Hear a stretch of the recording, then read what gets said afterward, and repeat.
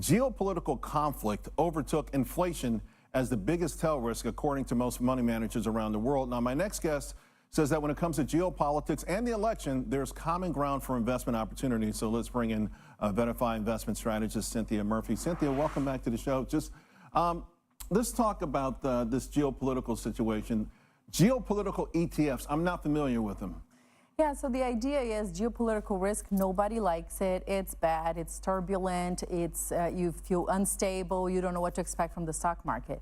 But it can also be good business for parts of, certain industries. Yeah. Eisenhower kind of talked about that. Yeah, it's, you know, weapons and defense, aerospace and defense, and these are big industries, big money-making industries.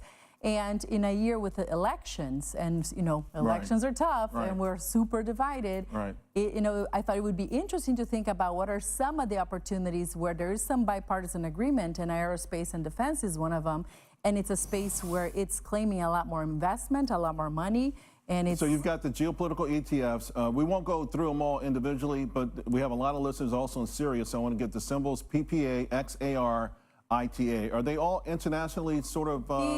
These are some of the biggest aerospace and defense portfolios. I mean, some of the biggest names you think of, you know, your Lockheed Martin, your Northrop Grumman and Boeing tend to be the biggest names you think when aerospace and defense.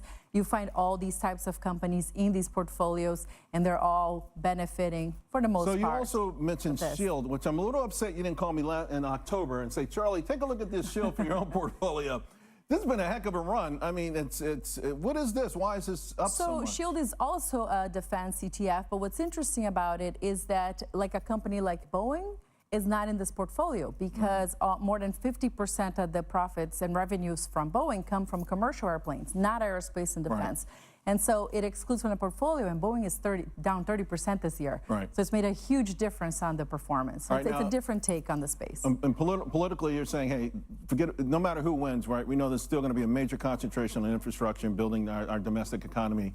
PAVE is a name that you like there.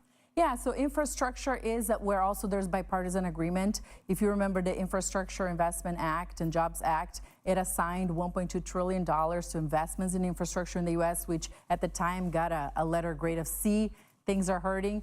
These are ETFs. We've been getting C's for a long time. And go back 15 years ago, it was D, D+. I mean, I don't know the last time we had less than a C. So I love hearing that these things happen. It's always hard to look around. Remember, we had one of these things under President Obama, and you know, the letter didn't change, I don't think. But no, listen, I live in Chicago, and it feels like it's always orange cone season. Everything is always being fixed, and the potholes are always there. So I get it. And there's some other sub themes. What does this mean? A sub-infrastructure theme? Because these are like really capitalizing on the concept that they're reshoring to the U.S., is that bring back manufacturing to the U.S., the nearshoring. So these are all ETFs that are working on that supply chain, companies that benefit from bringing all those processes back to the U.S. shores.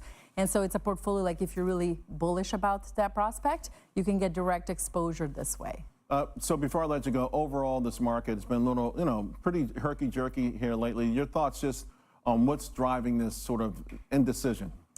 Listen, you know, at Verify, we talk to advisors all the time, and I think an election year and the way our elections are so heated these days, it's all about uncertainty right now. And I don't know that we're going to get any kind of sense of calmness until we get past November. Are they calm, though, when they articulate this to you? Are they saying, I'm calm, I'm worried? Or how many of them are saying, hey, this is going to just create opportunity? No, everybody's looking for that diversification opportunity. You see a lot of money flowing into spots of the market that hadn't gained any money, like small caps, like value. Your next guest, quality, looking for that, you know, security and diversification because the uncertainty risk is big. And without really strong confirmation this earnings seasons that all our optimism about our AI story and our Magnificent Seven is worth it, we can't just keep, you know, running on fumes. So it's time to diversify. All right. Thanks, Cinthia. I really appreciate it. Thanks for having me.